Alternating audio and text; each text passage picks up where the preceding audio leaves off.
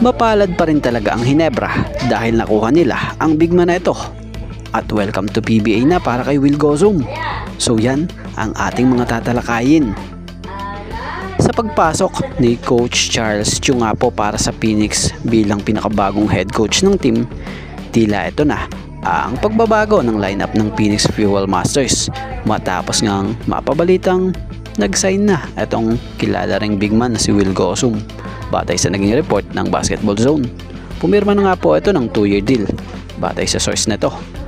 So sa mga hindi nga po nakakaalam o hindi masyadong familiar dito kay Will Gozum, ito nga po ay may magandang background din sa rookie nito, sa rookie year niya sa NCAA noon na. Tapos sa paglalaro niya nga po sa College of St. Benilde, naging NCAA Philippines MVP nga po ito taong 2022. Si Will Gozum nga po ay kilala rin bilang physical maglaro sa court, mahusay na rebounder at steady scoring player. So bago nga ito sumali sa PBA draft nito lang, season 15 ng PBA draft, ito'y nakapaglaro muna rin sa MPBL. So sa mga hindi nga po nakakaalam si Will Gozum nga po ay number 8 overall pick dito lang sa season 50 sa PBA para sa team ng Phoenix Fuel Masters. So sa pagpasok nga po sa lineup ni Will Gozum para sa Fuel Masters, asahan na magagamit din ito dahil panigurado alam ni Coach Charles Chu kung paano gagamitin yung big man na ito dahil naging player niya rin po ito noon sa St. Benilde. So kagandahan pa rin po, familiar pa nga rin po itong si Will Gozum kay Coach Charles Chu kung paano ito magpatakbo ng system sa team. So sa isang interview nga na nabasa natin ayon kay Coach Charles Chu, kiniklear nga po nito na familiarity will not translate into special treatment.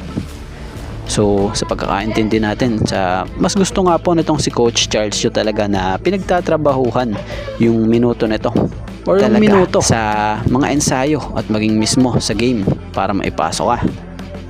So nais nga rin po nitong si Coach Charles Chu na mag-evolve nga ang laro nito, hindi lang sa pangilalim. Kumbaga nais niya nga rin po itong ma-develop as a wing player dito sa PBA para hindi ito nagre-rely lang sa inside game nito. Kailangan nga raw nitong improve yung shooting nito, particularly from the perimeter, para nga raw mag-fit sa Phoenix system. So tiwala naman si Coach Charles Chu rito na mag-i-improve or madi-develop ito dito sa Phoenix. At dito tayo patungkol kay Norbert Torres.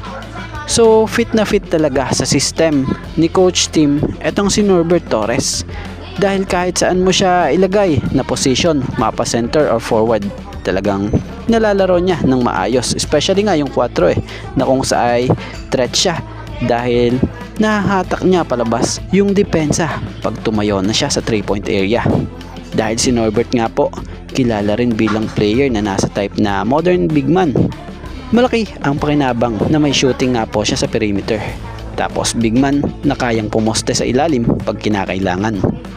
Buti na lang talaga na sinunggaban ito ng Ginebra noon dahil nung mapunta nga po ito sa Ginebra itong si Norbert, bit-bit nga po pa din ito yung kanyang mataas na kumpiyansa. So looking forward nga din na mas magiging effective palalo ito next conference dahil kailangan na kailangan talaga ng Ginebra ang tulad niyang big man dahil malaking import nga po ang kanyang mga makakalaban. So ano masasabi nyo kung kayo ang tatanungin about sa naging performance nitong si Norbert Torres this Philippine Cup nang maglaro siya sa Ginebra?